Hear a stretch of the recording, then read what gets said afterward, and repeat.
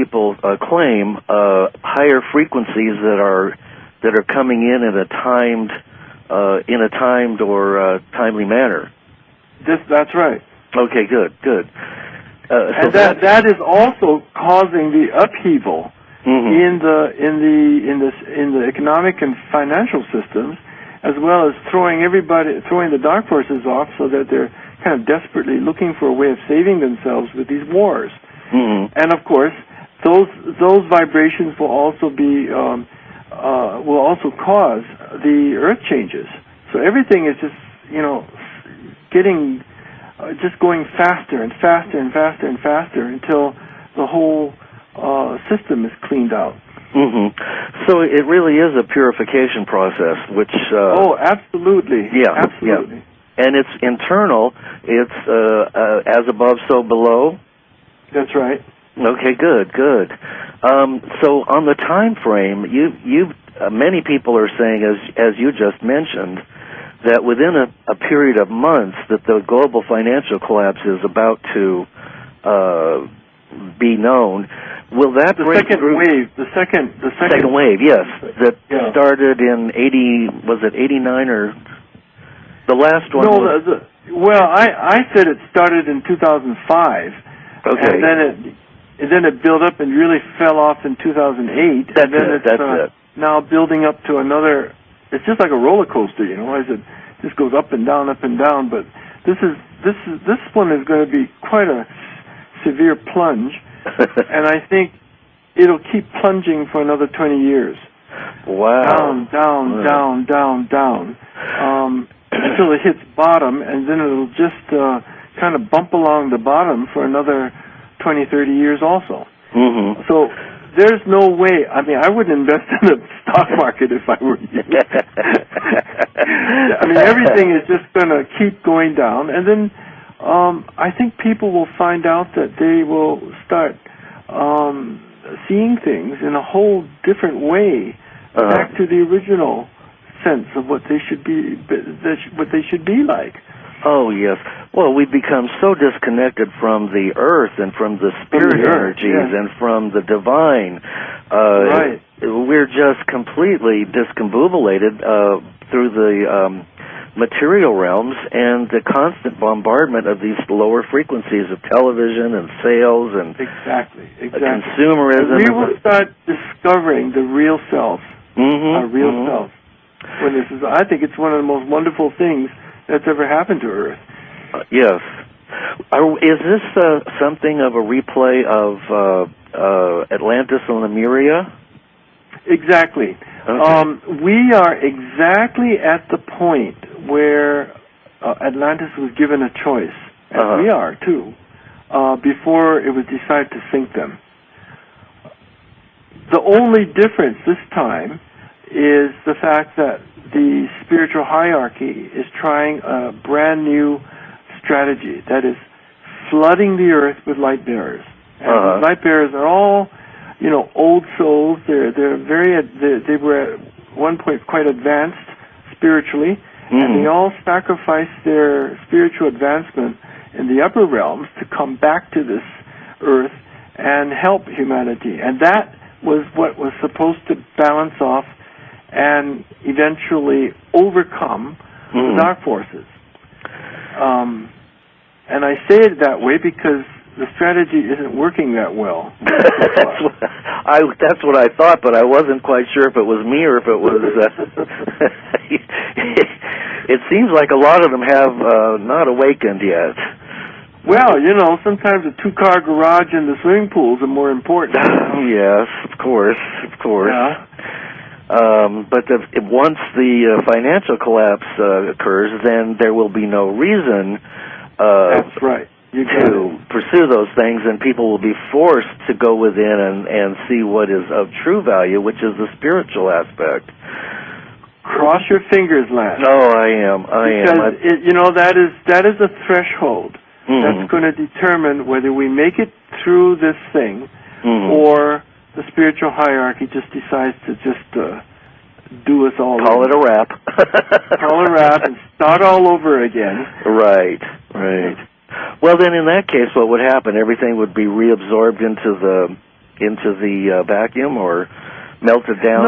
No. What they'll do is it'll be more of a probably a more destructive cleansing. Oh. The Earth is going to stay here for another zillion years. Right. But it's just a matter of cleaning it up. And just like Atlantis, Atlantis was on Earth, and then they were cleaned up, and then we had the Egyptian civilization that rose out of that. Yes. And then the dark infiltrated and took over that. That's right. They managed to carry over, and that's what it's the Atlantean souls that are the basis of these dark forces that control the Earth today. So I'm told, because of the higher vibrations that will not stop, that will not slow down until we reach the new age, these souls will be, sort of buzzed out of the Earth's atmosphere, and those who remain will be those who adjust to these higher vibrations. So, as we're operating after the major floods, if we're operating on the higher vibrations, it'll be quite a different world. It'll be a more spiritual world. Oh, thank goodness. Thank goodness. And, the whole aspect of using money and fractional reserve banking, which, of course, you are an expert on, and bankrupting and buying other countries for fun, all of that will come to a halt. All that's going to end. I mean, the monetary system is almost dead. It's like a walking zombie right at this moment. Yeah. So that is for sure. That is inevitable. That thing will disappear. That will go away. But once it goes away, you're still going to have a lot of people that could reinstitute something just as bad. Yes. And that is why we need the light bearers to wake up, because those are the ones that are going to put a stop to it if they can. Yes. Well, if the frequency was raised to a sufficient level, then that seems like that would be an aid to keeping those lower vibrations from manifesting again like a virus. That's true. However, all of us represent a duality also. There's still some of that in each and every of us. Yeah. And the dark forces didn't come out of nowhere. It came out of people like us. Right. So you make a good point. We have to be really doubly sure and doubly vigilant. Yes. In what we reinstitute as a way of in our communities and if there are any countries left, but whoever survives all this stuff. We're also carrying some of that bad stuff with us. That's right. We have to be very, very vigilant that those old principles have to give way to the new spiritual principles. And cosmic laws is what we're talking about. And in order to build a new age. Otherwise, we're going to end up with the same stuff. Same old stuff, yeah. That's right. Do you think that the Ascended Masters would, as they have before, walk among us to assist us during the transitional phases to keep us on a spiritual path? Yes, this is the great promise. Oh, good. That's part of what Alice Bailey wrote about, called the externalization of the hierarchy. They'll be more and more visible to us and working with us constantly to help us. There's a whole host of them that are going to help us move into this new era, because there are a lot of challenges ahead, and there's going to be a lot of chaos and turmoil. So they're going to step in and help us. Wonderful. And also, you mentioned that we will become more telepathic. We have skills that we've forgotten about or that have been densified due to the low vibrations here. It seems that if we were more telepathic and we had worked on eliminating or working on letting up our shadow side or unconscious self, that the act of telepathy, the joining of us in spirit, would also assure that there would be no dark intent with that couldn't be known. The thing with telepathy, and it is going to be something that we will use more and more, as the vibrations get higher and higher, so we're being raised more into our etheric bodies, and then we'll be using our telepathic senses a lot more. But I don't think that guarantees that the bad is not going to show up again. Right. What will happen is that people will be more transparent to us, and we'll be able to see bad motives. That kind of stuff and trickery will be less hidden in these higher vibrations. Well, that would be a pleasant change, wouldn't it? It would be.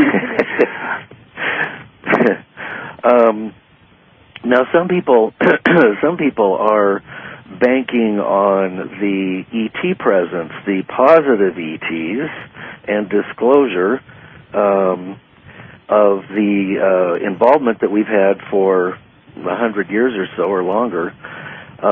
Is there anything to that you that is significant, or is that just something that is not worth bringing forth? Well, the computer technology which we have today was part of a deal that was made in the early 50s with ET. So there are some benefits to it. However, those ETs were brought in, or those agreements were made with the dark forces, which enabled them to enslave the world even more after the Second World War. If you note, they're half the world was under communism, and the other half was under consumerism. So they really kept us behind in our spiritual development for 50, 60 years.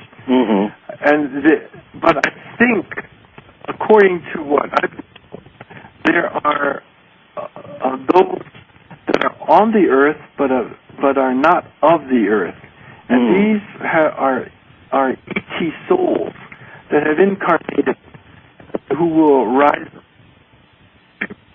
and give us this all the new technologies and stuff that we need to enter a new era. And these people are already here, but they haven't made themselves really known yet. I think after the